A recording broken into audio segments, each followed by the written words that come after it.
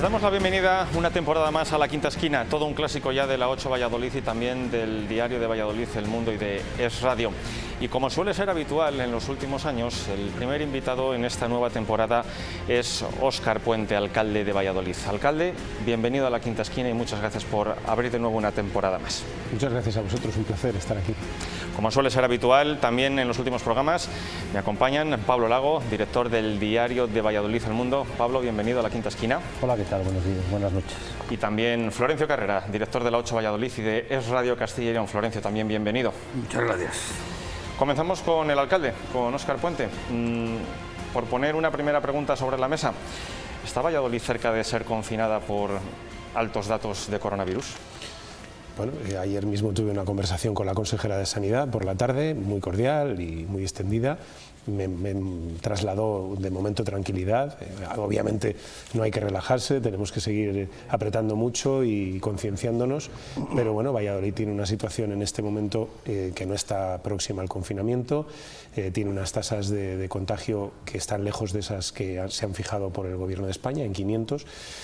Y tiene además una curva que va hacia abajo, es decir, en este momento la curva va descendiendo, el nivel de contagio está siendo cada vez menor y bueno, pues tenemos que seguir en la línea en la que estábamos, que es la de seguir trabajando, extremando la vigilancia, extremando el cumplimiento de las medidas y no confiándonos, porque bueno, hay ciudades como León que hace 15 días estaban mejor que nosotros y están confinadas, por tanto hay que mantener la tensión, no cabe relajarse en esto.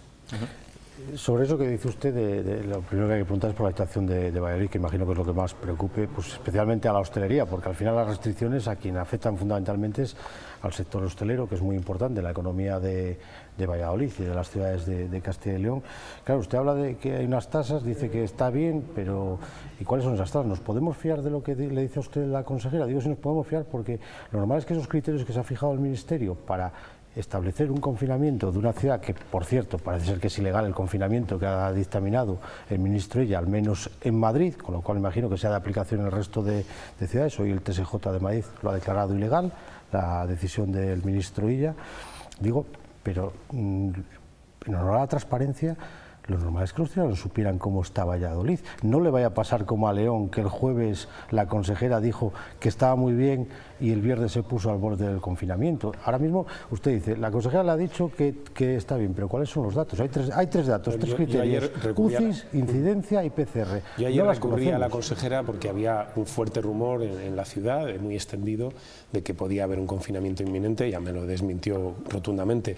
Y a este respecto decir dos cosas. Lo primero, la página web de Castilla y León, de la Junta de Castilla y León, tiene unos datos muy detallados sobre la situación epidemiológica de todas las áreas de salud de la comunidad autónoma, se renueva cada día y ahí se puede examinar cuál es la tasa de contagio a 7 días y a 14 días. No, eso no es cierto, el índice acumulado de la incidencia acumulada no se puede examinar en esa página web, no está. Bueno, yo trato de explicarlo. Hay esos datos en esa página web y por otro lado nosotros, yo recibo todos los días un informe de la Junta de Castilla y León con la situación epidemiológica y yo no puedo dar criterio a otra cosa. Es decir, ¿y cuál es la incidencia acumulada exactamente? La de ayer, 344. 344. Sí. Estamos todavía lejos de los 500. Lejos de los 500, porque ahora mismo en Valladolid hay 3 áreas de salud que superan los 500. Una de las 2 de Rondilla, Delicias 2 y Huerta del Rey. 2 de ellas por muy poquito, y en el caso de Delicias 2 como consecuencia de la situación de la Cistérniga, que está incluida en esa área de salud y que es la que nos hace superar los 500. El resto de áreas de salud de Valladolid están todas por debajo de la tasa 500 fijada por el Gobierno de España, de común acuerdo también en este caso con la Junta de Castilla y León, y por tanto estamos hablando de una situación epidemiológica en este momento que no está para el confinamiento, ¿no? Lo que no quiere decir que esto no pueda suceder dentro de unos días, porque la epidemia se nos desmadre, ¿no? Pues mire, yo le voy a decir una cosa. Ayer mismo la Consejería de Sanidad manejaba un dato oficial que era de la incidencia en Valladolid de 471 casos por cada 100.000 habitantes. Y, por ejemplo, en Medina del Campo, la misma consejería manejaba un dato de 1.066 casos por cada 100.000 habitantes. Lo que no sabemos es si la consejería maneja 7 datos distintos o si sabe exactamente cuáles son los datos que hay que regir. Por eso surgió, como usted bien está diciendo, surgió no el rumor, surgió y usted se preocupó de la posibilidad de que Valladolid estuviera cerca del confinamiento. Sí, ya digo, ayer el rumor era fuerte, me llamaba hasta mi familia, oye, ¿qué pasa? ¿Nos van a confinar? Yo acudí a la fuente más directa que puede haber, que es la consejera de Sanidad, y en ese aspecto tengo que decir que me quedé muy tranquilo con sus palabras, ¿no? Tampoco ese argumento que le dijo, recuerde que cuando le aplicaron las restricciones se enteró usted prácticamente por la nota de prensa. Bueno, pero las cosas han cambiado. Hemos tenido una reunión a instancia de la propia Junta de Castilla y León hace ya 2 o 3 semanas, creo recordar. Yo creo que hubo un reconocimiento por parte de la Junta, que yo he hecho público además, y que alabo, en el sentido de reconocer el error de no haber notificado al Ayuntamiento y no haber dialogado con el Ayuntamiento previamente a la adopción de medidas. Creo que en este momento la actitud es otra y yo tengo que mirar para adelante, es decir, hay que dar una oportunidad siempre a todo el mundo, y en este sentido yo de momento no tengo ningún motivo para desconfiar de la actitud que está manteniendo la autoridad sanitaria en relación con la ciudad de Valladolid. Es más, ayer la consejera me dijo, oye, llámame las veces que quieras, no te preocupes, que si hay una situación preocupante en el caso de Valladolid te avisaré con tiempo. Es decir, yo no puedo hacer otra cosa que confiar en ella, ¿no? Alcalde, ojalá que no llegue ese confinamiento, pero bueno, vamos a estar todos pendientes. En cualquier caso, lo que sí parece que ha llegado de forma muy seria es una crisis económica al sector de la hostelería. Ayer la presidenta de los hosteleros habló de estado de muerte y lanzaba un SOS a las administraciones. El Ayuntamiento ha hecho, bueno, las no fiestas, los conciertos, que además esta casa ha tenido la suerte de poder emitir en directo con el cielo abierto, pero la verdad es que la situación es muy preocupante. No sé cómo lo ve usted y sobre todo si hay alguna solución o alguna posibilidad de solución para ayudar a un sector fundamental. Claro, a ver, lo vemos con mucha preocupación, es evidente, ¿no? Estamos trabajando en varias líneas. Tenemos una línea de ayudas a pequeñas empresas y autónomos, que en buena parte beneficia tanto al comercio como a la hostelería. Hoy hemos empezado a pagar, es verdad que hemos tardado. Hoy empezamos a pagar los primeros 600.000 euros de los 5 millones de euros que hemos habilitado de ayudas a fondo perdido a autónomos y empresas de menos de 20 empleados, entre los cuales pues están la mayoría de comercios y restaurantes de la ciudad, ¿no? Por otro lado, pues hace dos días hemos celebrado el concurso provincial de pinchos contra viento y marea para intentar mantener esa llama viva de nuestra gastronomía en miniatura, que son los pinchos. Esperamos que en noviembre podamos celebrar el nacional y el mundial, y vamos a seguir en la línea de ayudar a los hosteleros a que desarrollen su actividad en la vía pública, potenciando pues que puedan poner estufas en las terrazas, ampliar los espacios, es decir, todo lo que podamos ayudar lo vamos a hacer, ¿no?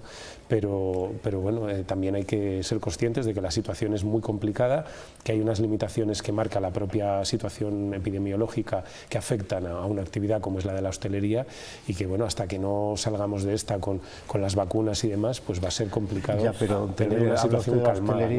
Y estamos hablando de la llegada de los puentes, con lo importante que es para ciudades como Valladolid estos puentes. Usted es consciente del turismo que mueve, llega un puente y resulta que el ministro Illa, su ministro, ha cerrado Madrid. Los madrileños son los que salen en masa y llenan los puentes ciudades de provincias como Valladolid. Está pasando esto, se cierra la posibilidad de la clientela natural. Las cancelaciones han sido desoladoras de aquí a final de año. Pero claro, mientras esto está ocurriendo aquí, el ministro Illa, del Partido Socialista de Cataluña, en Cataluña, con la situación desmadrada absolutamente, deciden reabrir las discotecas hasta las 3 de la mañana.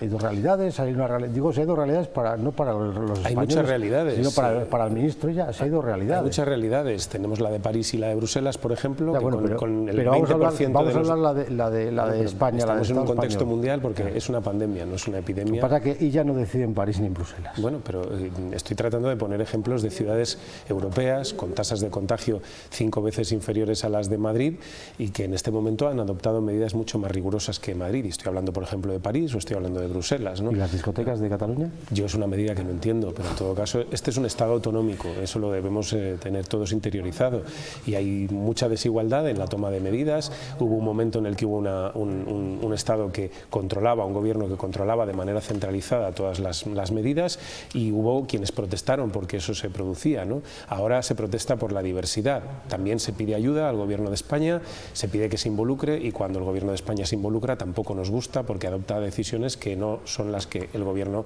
territorial de turno quiere. Tenemos casos como el de la Comunidad Autónoma de Madrid, que tiene unas tasas de contagio por encima de 1000, que no le gustan las medidas restrictivas, y otra, la Comunidad Autónoma de Castilla y León, del mismo signo político, exactamente el mismo gobierno, que firma el acuerdo con el Gobierno de España y adopta medidas con tasas de contagio inferiores, confinando Palencia y León. Esto es lo que hay. Si queremos un Estado centralizado en el que todo lo haga el Gobierno central, pues tendremos que aceptar y acatar las decisiones que adopta, y si no, pues estaremos en el marco que nos estamos moviendo. ¿Cuál es su posición? Porque usted sigue siendo portavoz de la Secretaría. ¿Cuál es su posición? Yo soy un firme defensor. Porque usted está hablando de, claro, es que el problema es que las comunidades autónomas no tienen mecanismos legales para aplicarlo. El único mecanismo legal que hay para aplicar esto, que es por lo que el TSJ había tumbado las medidas de Madrid, por vulneración de derechos fundamentales, es el estado de alarma. Correcto. No se ha otorgado mecanismos a las comunidades para que puedan ejercer esa función. Se les otorga un mecanismo que es pedir la solicitud del estado de alarma. Lo que pasa es que como con el estado de alarma se jugó políticamente en la primera fase de la pandemia y se habló de que coartaba libertades, etcétera, ¿qué nos encontramos ahora? Pues nos encontramos con comunidades autónomas del Partido Popular que, si solicitan ahora el estado de alarma, están dejando en evidencia la estrategia que tuvo el Partido Popular en la primera fase de la pandemia, y por eso no lo hacen.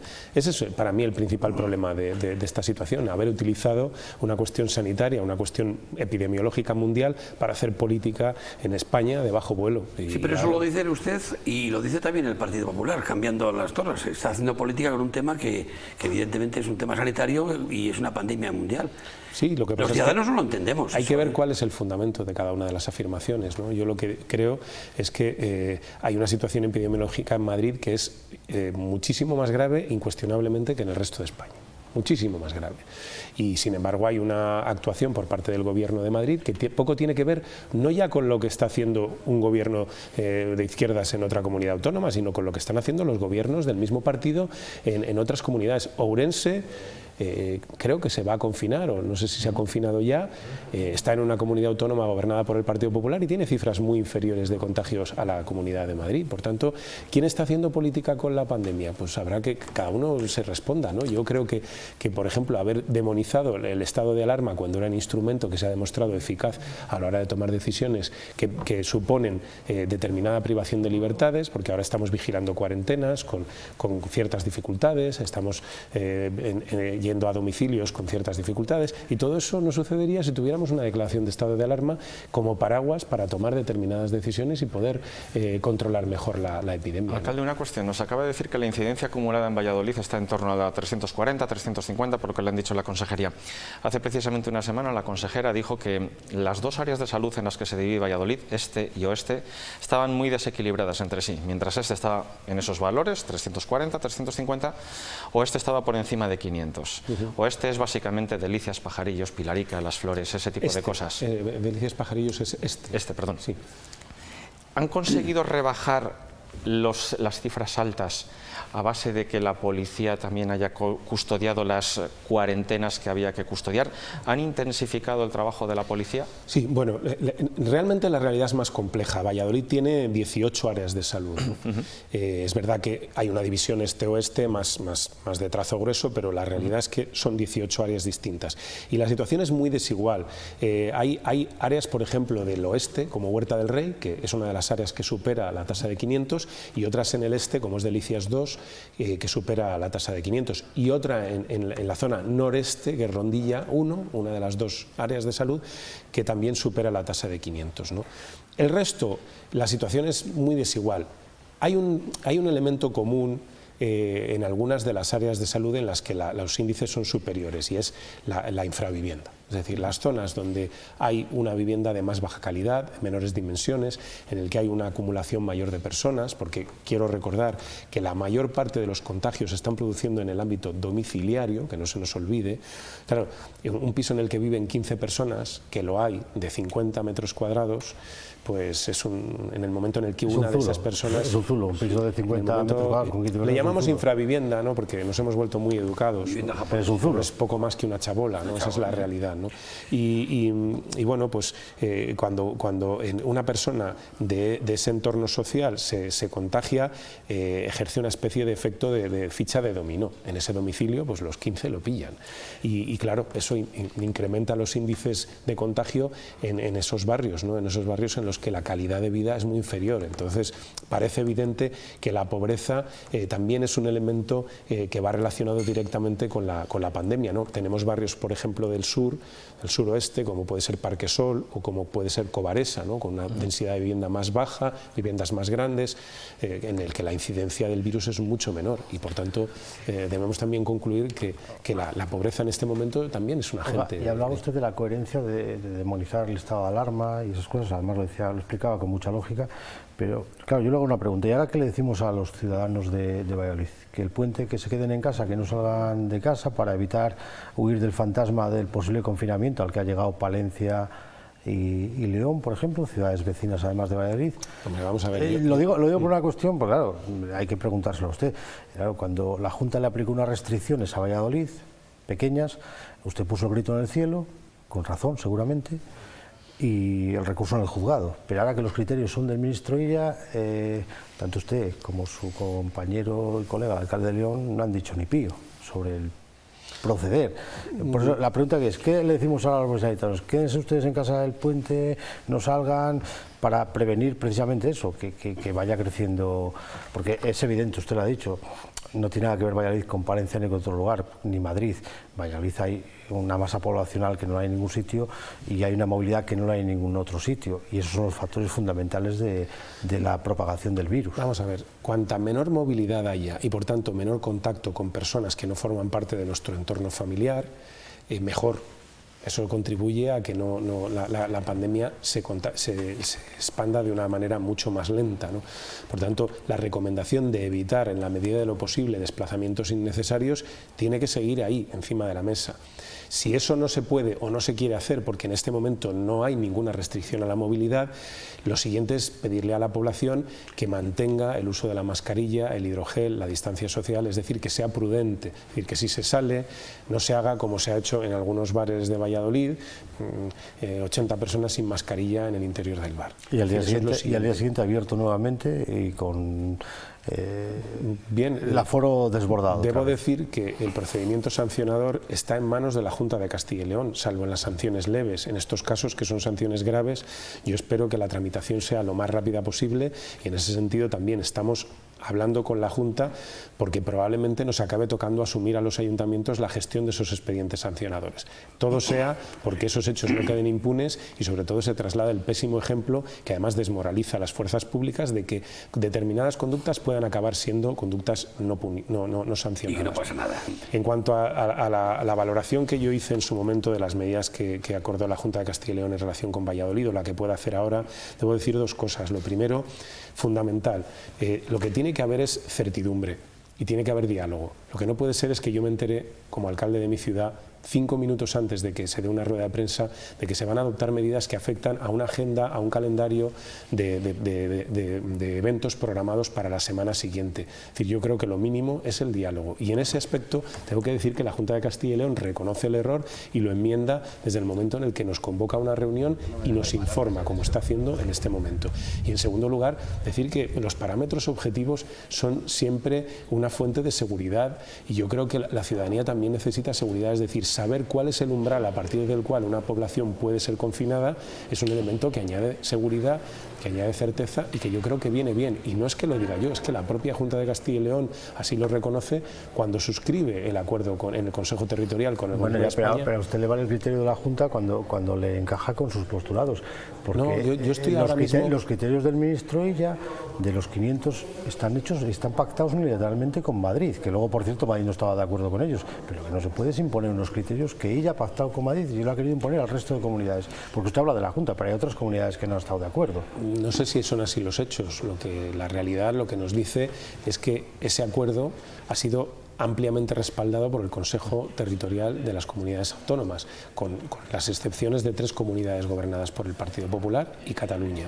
Bueno, que, por cierto, alguna más que 3. 3 comunidades del Partido Popular. Andalucía, Murcia, Madrid, Galicia, Andalucía. No, Murcia se abstuvo, Castilla y León votó a favor y solo votaron en contra Andalucía, Madrid y Galicia. Murcia luego dijo que se había opuesto. Bueno, su voto en el Consejo Territorial figura como abstención. No sé. Alcalde, en esta situación que es global y que lógicamente nos interesa a todos mucho, se dan 2 circunstancias en Valladolid que yo sí me gustaría destacar y no sé si en algún momento se ha podido arrepentir o no de haber, digamos, tirado para adelante con la Feria del Libro, y lo que no sé si es la única, pero posiblemente la única que ha habido en toda España, y a cielo abierto, que era un compromiso que había con el mundo digamos, de la cultura, los artistas. Comentaba antes que además públicamente, quiero decirlo, agradecer al Ayuntamiento pues, que nos ha permitido ser el vehículo a través del cual pues, hemos podido disfrutar todos los vallisoletanos, no solo los que pudieron ir a los conciertos. No, y nosotros esta es una apuesta muy buena. agradecidos a vosotros, sí, porque realmente la televisión local ejerce un servicio público que para nosotros es de primera necesidad. Es decir, yo creo que en un momento como este, además, que mucha gente no se ha podido acercar a esos conciertos con unos aforos pírricos, que la propia televisión local pueda difundirlos, pues es desde luego digno de agradecer y pone en valor la utilidad pública que tiene una televisión local. Pues, perdón un segundo, Pablo. Pues ya está. Dicho eso, yo le quería preguntar si en algún momento se ha podido arrepentir, porque usted es un hombre valiente, a veces se tira a la piscina, se ha podido arrepentir de que hubiera podido ocurrir algo en la Feria del Libro o en los conciertos. Parece que no ha pasado nada, pero bueno. No, la Feria del Libro, pensad que la Plaza Mayor, que tiene aforos de 25.000 personas, estaba limitado en el recinto central a un número de 150 personas al tiempo, ¿no? Creemos que ha funcionado impecablemente el sistema de seguridad que hemos establecido y el feedback que tenemos de los libreros es impresionante. Nos dicen que es una de las ferias del libro en las que mejor han trabajado. Es verdad que había mucha menos gente, por tanto menos curiosos, pero mucha gente que iba a comprar, de verdad. Y eso, en un momento como este, para cualquier comerciante es un alivio, ¿no? Porque haber podido desarrollar la feria con todo lo que eso supone, ¿no? También la presencia de escritores en Valladolid, el que Valladolid aparezca como una referencia positiva, pues yo creo que eso es interesante, ¿no? Y en ese sentido no me arrepiento.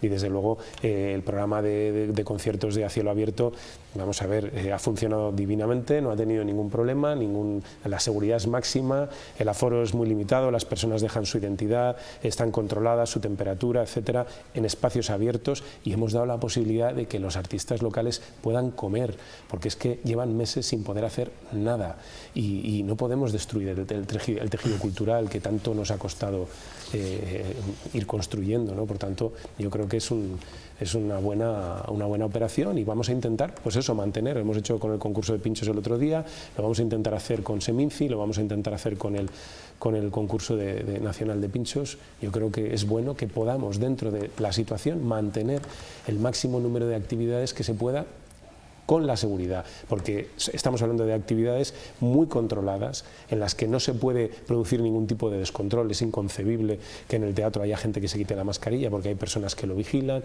etcétera. Yo creo que eso es importante mantenerlo y vamos a intentarlo. Veo al alcalde muy distendido, muy relajado hoy. No, digo que es que hay que mantener una posición, hay que mantener la vida. En la pandemia hay que intentar mantener la vida, porque claro, esa tesis que mantienen algunos, incluso en esta comunidad, de cerrarlo todo, claro, es que la gente no va a correr el riesgo de morirse del virus, va a correr Tenemos el riesgo que intentar de morirse, convivir el hambre, con esta pandemia, está el hambre también, claro. Tratando de equilibrar, ¿no? Que, digamos, cómo podemos evitar al máximo los contagios y al mismo tiempo mantener el mayor nivel de actividad posible. Y ahí está usted lo decía, el kit de la cuestión. El sector cultural, de que vive esa gente que lleva 7 meses sin trabajar, los feriantes, de que vive esa gente, los libreros, de que vive esa gente que han tenido que tener cerradas las tiendas, la hostelería, si han sufrido no solo el estado de alarma, sino las restricciones de después del estado de alarma. Toda esa gente vive de algo, por eso tiene que mantener la vida. Muy vulnerables. Hablamos antes de la movilidad y de la inquietud. Quería mover un momento, nunca mejor dicho, ese tema para terminar hablando de Valladolid. Antes quiero meter una cuña política en referencia precisamente a una entrevista de Diario de Valladolid, El Mundo, del mes de septiembre, donde usted decía que la oposición del PSOE regional es sustancialmente mejorable, que falta coordinación y que falta rumbo. haciendo amigos con Luis Tudanca, por lo que veo. Cuando salió esta entrevista, muchas personas pensaban que usted trataba de hacer sombra a Luis Tudanca dentro del PSOE regional. La verdad es que quien haga esa interpretación me conoce poco. Lo he dicho no sé cuántas veces, tanto dentro como fuera del partido. No tengo ningún tipo de aspiración regional, ni dentro del partido ni en el conjunto de la comunidad autónoma. Por tanto, ese viaje yo no lo voy a hacer. He tratado de expresar una opinión que espero que ayude y que creo que está ayudando. Es decir, una opinión que espero que ayude, porque yo lo que quiero es que Luis Tudanca sea presidente de la comunidad autónoma. Siempre le he apoyado como secretario general, le apoyo como aspirante a la presidencia del Gobierno de la Junta de Castilla y León. Creo que debería serlo, porque ganó las elecciones además con claridad, y solo una maniobra desleal de alguien que hizo una promesa a los ciudadanos de Castilla y León de que no consentiría 4 años más de Partido Popular, le tienen en este momento en la oposición. Y lo que traté de hacer fue una aportación en tono crítico de un rumbo que creo que se debe mejorar y que se debe corregir, y yo espero que así sea. Lo único que pretendía era ayudar. Yo no pretendo hacer sombra a nadie y desde luego no compito por la Secretaría Regional del partido ni por la candidatura a la presidencia del Gobierno de la Junta de Castilla y León, de la que no tengo la menor intención de formar parte. Desde Madrid, teniendo en cuenta que hubo acercamiento a Pedro Sánchez y Inés Arrimadas, ¿no se llegó a hablar la posibilidad de cambiar la pinza aquí en Castilla y León? No dispongo de esa información, sí, lo digo honestamente. Si supiera algo lo diría, no tengo esa información. No sé si se han producido ese tipo de contactos. En honor al insigne escritor del que celebramos el centenario del aniversario, hay que decir que es que la sombra del alcalde de Valladolid es alargada. Y no hablo de Óscar Puente, de la persona, hablo del alcalde de Valladolid. El alcalde de Valladolid es la segunda autoridad de esta comunidad, nos pongamos como nos pongamos. Es decir, es una ciudad de 300.000 habitantes, tiene un peso específico en el panorama político español, entonces cualquier cosa que diga el alcalde de Valladolid. Digo porque después de esa entrevista que tú has citado, el domingo siguiente, El Mundo de Castilla y León hizo una entrevista a Luis Tudanca, y Luis Tudanca dijo que tomaba los consejos que le daba el alcalde de Valladolid y además le elogiaba la brillantez de su gestión. Digo porque quien quiso ahondar en algo fuera de lo lógico, las declaraciones de esa entrevista, si lo anómalo es que usted no hubiera sido hasta crítico y espoleante con Luis Tudanca, el alcalde de Valladolid. Insisto, es que es así, no es porque sea casi la persona, es el perfil. Si quieres recordamos a su antecesor. No, pero yo digo, lo de la sombra del alcalde de Valladolid es alargada. No, yo depende si se quiere ver como una sombra. Yo si puedo servir de algo, a lo mejor es de estímulo, aunque sea involuntario, y de ayuda. Yo lo único que pretendo es ayudar. No tengo ninguna intención de causar ningún perjuicio al partido, todo lo contrario. Yo soy un hombre de partido, lo he sido siempre. Y lo que pasa es que, bueno, también a veces expreso públicamente las opiniones que tengo con la intención de que sirvan, de que de alguna manera pues sean útiles y nada más. Es un lujo que se puede permitir al alcalde de Valladolid, insisto, el alcalde, hablo de la institución del cargo, no y me sé, remito a su antecesor. No he sido alcalde siempre, claro. y sin embargo tengo una trayectoria política en el partido bastante dilatada. Pero usted sabe y que cualquiera que la mucho conozca más. Sabe que yo siempre he expresado aquello que creía y en lo que pensaba. No hablo de eso. Aunque no haya sido cómodo. Pero que no pensaba lo mismo cuando usted estaba en la oposición, sus opiniones, que cuando es alcalde de Valladolid. No tenía la misma repercusión. No, hombre, claro. Pues eso es lo que estoy diciendo. El altavoz no es el mismo. Que nos ha costado llegar ahí. El altavoz no es el mismo, eso es evidente. Esto, si yo lo hubiera dicho siendo concejal de la oposición, hubiera tenido una importancia muy relativa, ¿no? Pero el personaje y la forma de abordar la realidad es la misma. Yo siempre me he expresado con mucha libertad. Algunos, no sé, que no conocen mucho mi trayectoria, no saben que yo en la vida no he comido de la política hasta que llegué a alcalde. He vivido 20 años de mi despacho, eso me ha dado, digamos, una cierta libertad a la hora de actuar, y bueno, pues siempre he creído que para estar en política uno tiene que tener cierto grado de libertad, porque si no es un rehén, y yo no he querido ser. Pero usted es consciente de la trascendencia que tienen. Soy consciente, evidentemente que lo soy, y por eso hay que interpretar mis palabras en la clave en la que se dicen, ¿no? Que es en la clave de ayudar, en este caso de espolear, de estimular, a mejorar. Yo tengo que decir que le he entrevistado unas cuantas ocasiones en El Mundo aquí, y da gusto entrevistar a un político, sobre todo por la sinceridad que expresa usted, porque sobre todo usted expresa sinceridad. Le puede gustar a uno más o menos, pero para un periodista lo importante es que el personaje exprese sinceridad. Alcalde, no sé si manejan encuestas o no, pero una de las críticas más generalizadas a su gestión de los últimos meses es la cuestión de la movilidad. Es verdad que ha habido algún pequeño cambio en Isabel la Católica, pero es consciente de, bueno, están trabajando, es consciente de que eso es una cosa que preocupa a los ciudadanos y que no se ha entendido bien y sobre todo está provocando pues muchos problemas también al pequeño comercio. Y si está dispuesto en esa manera que tiene usted de ser, que es verdad, como dice Pablo, que es muy directo y que contesta aquí, pero contesta también a los ciudadanos y en la calle, a cambiar alguna de las cosas, ¿se han podido equivocar en algo o sigue adelante con los planes? Bueno, lo primero que tengo que decir es que este debate tiene tres características muy claras. Es un debate antiguo, es un debate recurrente y es un debate superado. Es un debate antiguo porque este debate es el mismo que se produjo hace 40 años cuando se peatonalizó la calle Santiago de Valladolid o Cadenas de San Gregorio. Es exactamente el mismo. El otro día, en el pleno extraordinario de movilidad que convocó el Partido Popular, saqué un acta de los años 80 de cuando se peatonalizó Cadenas de San Gregorio y leí las palabras del señor Vidal, el último alcalde antes de la democracia y que entonces representaba al Grupo Popular, a Alianza Popular. Y más o menos es que era estar leyendo a Pilar del Olmo en este momento, los mismos argumentos, la misma oposición, la misma posición. Es recurrente porque se produce cada vez que se adopta una medida en materia de movilidad que introduce un reparto del espacio público distinto, en el que el coche, digamos, que pierde protagonismo y lo ganan otros medios de movilidad. Se produce siempre este debate, pero sobre todo es un debate superado, porque como ya se ha producido muchas veces en nuestra historia y en otros lugares, y ya sabemos cómo termina. Es decir, esto termina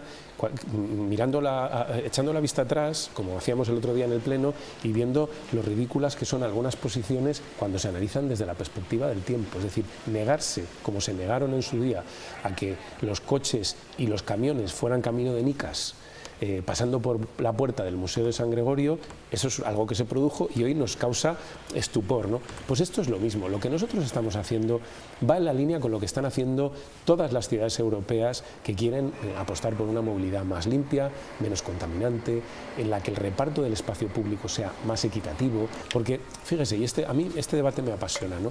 Llevamos 100 años incorporando coches a nuestras calles sin ningún tipo de planificación. Es decir, incorporar a los coches no ha requerido ni participación ciudadana, ni planes de movilidad. Los coches se han adueñado del espacio.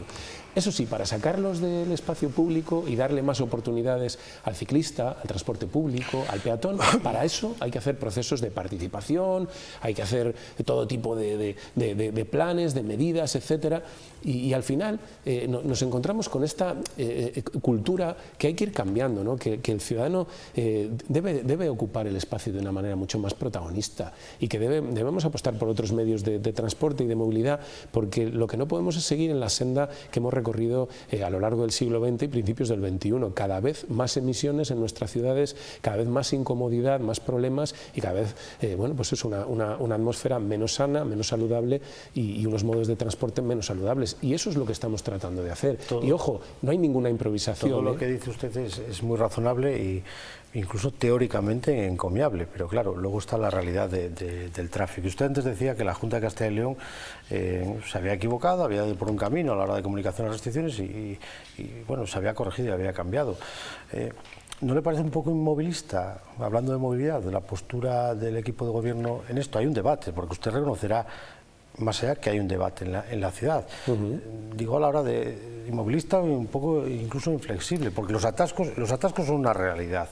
Usted está comparando cosas que seguramente no se pueden comparar, ni épocas que seguramente no se pueden comparar, porque en aquella época no había los coches que hay, por ejemplo, ahora. Usted lo ha dicho, se han incorporado muchísimos más coches. No se puede hacer análisis de hace 40 años con la situación, por ejemplo, actual.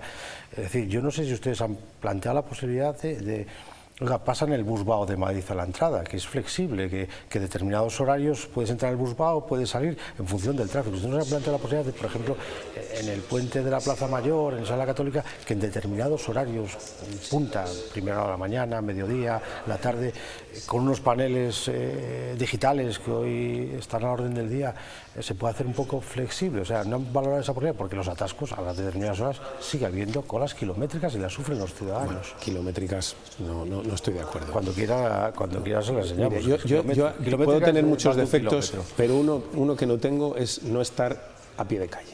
Y mucha gente dice, él irá en coche oficial. No, yo conduzco mi coche. Yo voy con mi coche todos los días por la ciudad y veo hoy he venido por Isabel la Católica, por cierto. y he tardado desde la Plaza Mayor hasta aquí 15 minutos. Determinados horarios. Lo mismo que siempre. Bueno, que hay determinados puntos de la ciudad en los que hay más congestión, sí. Que los cambios que hemos hecho hasta ahora, porque me hace mucha gracia, ¿no?, la polémica de ¿se va a gastar 100.000 euros en arreglar el carril bici de Isabel la Católica? No, es que en el carril bici de Isabel la Católica no nos hemos gastado un céntimo, hemos puesto pintura.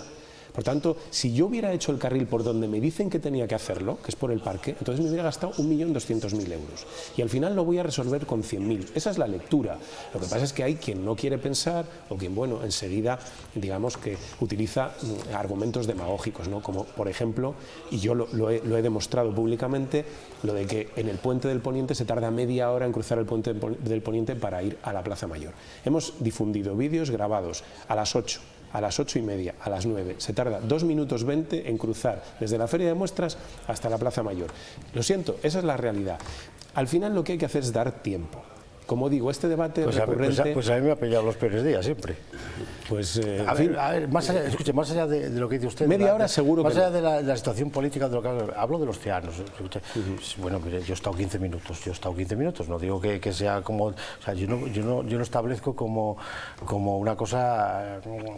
exacta lo que me ha pasado a mí, pero hay determinadas horas, yo por eso lo estoy preguntando, si no hay la flexibilidad de poder incluso hacerlo flexible, con unos paneles es que hay entre 2 donde y hay 3 de la atasco tarde. que a otras horas está limpio, claro, pero en otras horas usted lo está hay diciendo, atasco. a las 12 del mediodía yo he tardado 2 minutos y a las 2 y pico de la tarde yo he tardado 15 minutos. Y pasan los autobuses. La cuestión es que podemos, una de las características si están valorando que eso, tiene, le pregunto, por una ejemplo. de las características que tiene los cambios que hemos realizado es que son cambios flexibles. En su mayor parte estamos hablando de utilización de pintura en la vía pública, por tanto vamos a estudiar. Ahora mismo, por ejemplo, Bajada la Libertad, estamos ya estudiando un cambio que va a pasar por una redistribución semafórica en la Plaza de Portugalete y ahí ya tenemos un cambio habilitado. El carril bici de Isabel la Católica, como saben, estamos trabajando ya en la obra para hacer 2 carriles en el tramo final para que el giro a derecha no entorpezca los vehículos que quieren seguir al frente, y eso con los simuladores de tráfico que tenemos, porque ahora afortunadamente tenemos herramientas muy buenas desde un punto de vista científico, nos dicen que con eso vamos a resolver el problema. Claro que vamos a intentar trabajar para que la fluidez... Y van a trabajar, por ejemplo, en ese aspecto, insisto, que es algo que se pone en marcha, que se ve en ciudades como, por ejemplo, el Bus-Vao de Madrid. El Bus-Vao de Madrid se entra y se sale en función de los horarios, se habilita hacia un lado, hacia el otro, es decir, lo que se llama las ciudades inteligentes, ¿no? Lo que es las carreteras inteligentes. ¿Están trabajando en esa posibilidad de que a lo mejor sea flexible en determinados horarios? Eso me imagino que te estás refiriendo a que el carril bus en determinadas horas se pueda utilizar. Exactamente. Vamos a ver, si estamos... Que parece mucho sentido común. Bueno, vamos a analizarlo. Si estamos defendiendo que necesitamos plataformas reservadas, no lo digo yo, lo decía ya el Plan General del año 84, se ha puesto en el del 95, en el del 2004 y en el de 2020. No estamos haciendo nada que no esté ya planificado desde hace décadas en la ciudad de Valladolid. Lo que pasa es que nadie ha tenido el coraje de hacerlo, porque en un primer momento es impopular, ¿no? Bueno, si nosotros lo que queremos es reservar plataforma para el transporte público para que la velocidad comercial aumente, y esto es incuestionable, ha aumentado un 20% la velocidad comercial en la ciudad de Valladolid, en el transporte público, lo que no podemos hacer es coger y en las horas punta someter al autobús al mismo atasco que el resto de vehículos, a la misma congestión que el resto de vehículos, porque entonces no hemos hecho nada. Es decir, en la hora punta también el transporte público tiene que ser eficaz y tiene que ser rápido. Hombre, por tanto, ese tipo de medidas chocan. Dice usted que ha subido un 20%, estaría bueno que hubiera bajado después de tener un carril vacío. No, claro, pues para eso se hacía, es decir, se hacía con esa finalidad. Por cierto, ya que es el tema del autobús, esta es una pregunta pues muy personal, como todas las que estamos haciendo, pero que conozco especialmente bien. Sobre todo mediodía y a última hora de la tarde, cuando la gente sale de los negocios, la gente que utiliza el transporte público, van como sardinas en lata. Entonces, en un momento en el que está diciendo que no se puede juntar más de 6 o 10 personas, parece un poco incoherente que en el transporte público, por mucho que se desinfecten los autobuses 1 o 2 veces al día, vaya la gente así. Bueno, ¿contempla la posibilidad de reforzar con más autobuses? Se está reforzando. Vamos a ver, lo que no podemos es... Estamos ahora mismo en un porcentaje de usuarios respecto del año pasado del 55%. 55, en algún momento hemos llegado al 60%. Por lo tanto, pensar que hay hacinamiento en los autobuses de Valladolid cuando se ha mantenido todos los vehículos y todas las líneas y todas las frecuencias con un 55% del público que teníamos el año pasado no es realista. Pues igual es ordenarlo un poquito. Puede haber algún momento, pero también digo que los conductores están ejerciendo, digamos, la labor de control y no permiten que los aforos superen los aforos que la propia normativa nos marca. Pero respecto al transporte público, ATUC ayer publicaba un estudio en el que decía que el transporte público en España y en el mundo en general es uno de los lugares más seguros en este momento de pandemia, y explicaba las razones. Lo primero, cada vez parece más claro que los espacios cerrados son los lugares y no ventilados o con menor ventilación los lugares de mayor riesgo. Pero sobre todo también queda claro que la transmisión se produce, al producirse a través de la atmósfera, tiene mucho que ver con que las personas hablemos. Se hablaba, por ejemplo, de los coros. En un coro ha habido un caso de un contagio de 50 personas a partir de un único contagiado en un concierto, porque las personas al emitir la voz, las partículas, etcétera, crean ese ambiente que luego al final contribuye al contagio. En el transporte público la gente generalmente no habla entre sí, van con mascarillas, suelen estar poco tiempo y se desplazan en vehículos que tienen una ventilación muy buena, tanto forzada por la propia tecnología de la que disponen, como por la apertura y cierre de puertas constante en cada parada. En el caso de Valladolid estamos hablando de que un autobús para casi cada 200, 300 metros, 400 metros. Es decir, estamos hablando de paradas constantes, las puertas se abren y se cierran. Es un medio seguro y las pruebas nos dicen que el porcentaje de contagios en transporte público en el mundo es bajísimo, está por debajo del 1%. Por tanto, que nadie tenga temor a utilizar el transporte público. Se ha contribuido mucho a demonizar el transporte público en relación con la pandemia y no se ha hecho con una base científica. Y hoy, ahora que sabemos mucho más de la pandemia, estamos viendo estudios que nos dicen que todo lo contrario, que el transporte público es un elemento de movilidad seguro en esta pandemia. Pues hasta aquí llega la quinta esquina. Qué pena, se me ha hecho cortísimo. Una última pregunta. Estamos ya en octubre. La ciudad de la justicia, el ministro de Justicia, ¿cuándo se va a dejar caer por Valladolid para firmar los papeles? A puntito de caramelo estamos ya. A puntito de caramelo. ¿Eso qué fecha es, más o menos? Pues yo querría que fuera en este mes de octubre.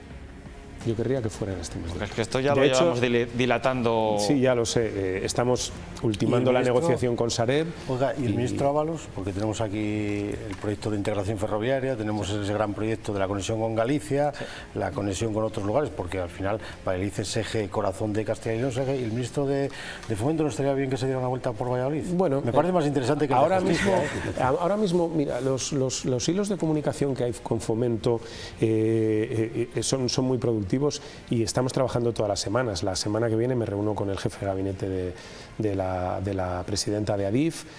A mí me gusta mucho trabajar con la gente que mueve las cosas. Los jefes de gabinete mueven mucho las cosas, a veces más que el ministro. Está bien que venga el ministro. Sí, está bien, pero a no ser que se quiera esconder, el ministro porque no suele quiere venir a rematar el balón ya cuando está en boca de gol, y para eso hay que primero driblar, llegar al área, poner el centro, y en eso es en lo que estamos trabajando. Tenemos ya, no se ha dicho, los talleres ya prácticamente completamente trasladados. Bueno, 6 años después, con un retraso de 6 años, claro.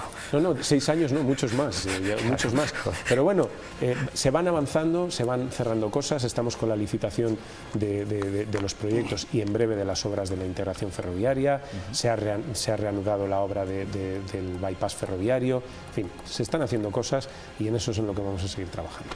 Pues veremos a ver si es verdad que viene el ministro de Justicia antes que Ábalos y termina de rematar el balón, como dice, para que la ciudad de la justicia se asiente ya de una vez en el Colegio del Salvador. Eso va a suceder, que nadie tenga ninguna duda. Señor Puente, pues muchas gracias por haber estado aquí en La Quinta Esquina en esta nueva temporada. Muchas gracias a vosotros, un placer. Florencio y Pablo, igualmente muchas gracias. Muchas gracias. Un placer. Que un invitado así da gusto, porque responde a todo y directo además. Y con un presentador así también da gusto. Sí, el presentador también tiene mucho mérito. Gracias por que nos deja hablar. Señoras y señores, pues les invitamos a que la próxima semana nos acompañen con más actualidad sobre Valladolid aquí en La Quinta Esquina. Hasta entonces.